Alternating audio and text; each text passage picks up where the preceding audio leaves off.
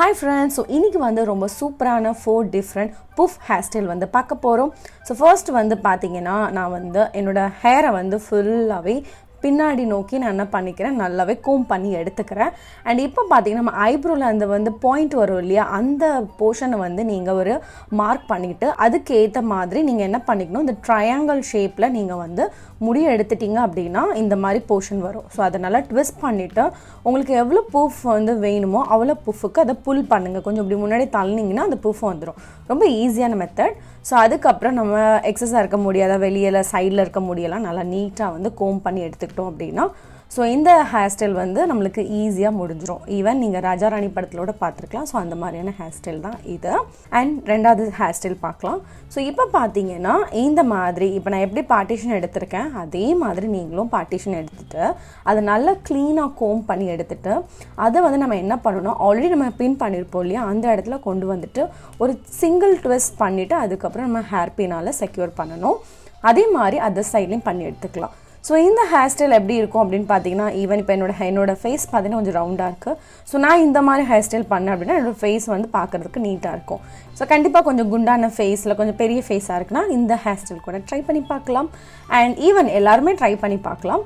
So பார்த்தீங்கன்னா இப்போ வந்து நல்லா ஹேர் ஸ்டைல் வந்து முடிச்சாச்சு. இப்போ பார்க்குறதுக்கு ரொம்ப ப்ரெட்டியாக அழகாகவும் இருக்குது. ஸோ அடுத்த ஹேர் ஸ்டைல் நம்ம பார்க்கலாம்.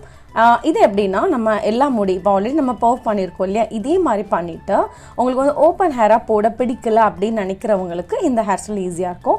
ஸோ எல்லா முடியும் இந்த மாதிரி கரெக்டாக வந்து உச்சியில், அதாவது ரொம்ப உச்சியில், ஓரளவுக்கு மிடில் உச்சியில் நீங்கள் என்ன பண்ணிக்கணும், ஒரு போனி மாதிரி போட்டுக்கணும். ஸோ போனி போட்டுக்கிட்டிங்க அப்படின்னா இந்த ஹேர் ஸ்டைலும் பார்க்க ரொம்ப அழகாக இருக்கும். ஸோ போனி போட்டதுக்கு அப்புறம் நீங்கள் நல்லா அதை வந்து டைட் பண்ணி எடுத்துக்கணும்.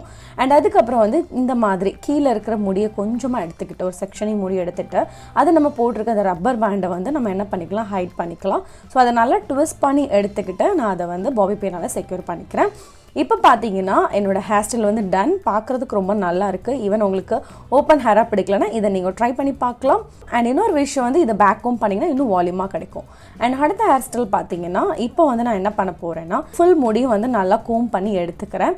ஸோ இப்போ நம்ம பர்ஃப் எப்படி பண்ண போகிறோம், நம்ம இயர் டு இயர் அந்த செக்ஷனிங் வந்து எடுக்கிற முடியை எடுத்துகிட்டு நல்லா கோம் பண்ணி எடுத்துக்கலாம். ஸோ அங்கங்கே முடி வந்து சிலிமிட் இருக்கதான் நீட் பண்ணிவிட்டு அதுக்கப்புறம் நீங்கள் க்ரௌனில், அதாவது உங்கள் ஹெட் க்ரௌனில் உச்சி மண்டையில் நீங்கள் என்ன பண்ணணும், நல்லா ஒரு ட்விஸ்ட் பண்ணிவிட்டு அதுக்கப்புறம் நீங்கள் புஷ் பண்ணிங்க அப்படின்னா உங்களுக்கு பர்ஃப் வந்துடும். ஸோ இந்த பர்ஃப் எப்படின்னா உங்களுக்கு எவ்வளோ வேணுமோ அவ்வளோ எடுத்துக்கலாம். இப்போ எனக்கு வந்து இவ்வளோ போதும்னா அவ்வளோ மட்டும் நான் என்ன பண்ணி கொஞ்சம் இழுத்து எடுத்துப்பேன்.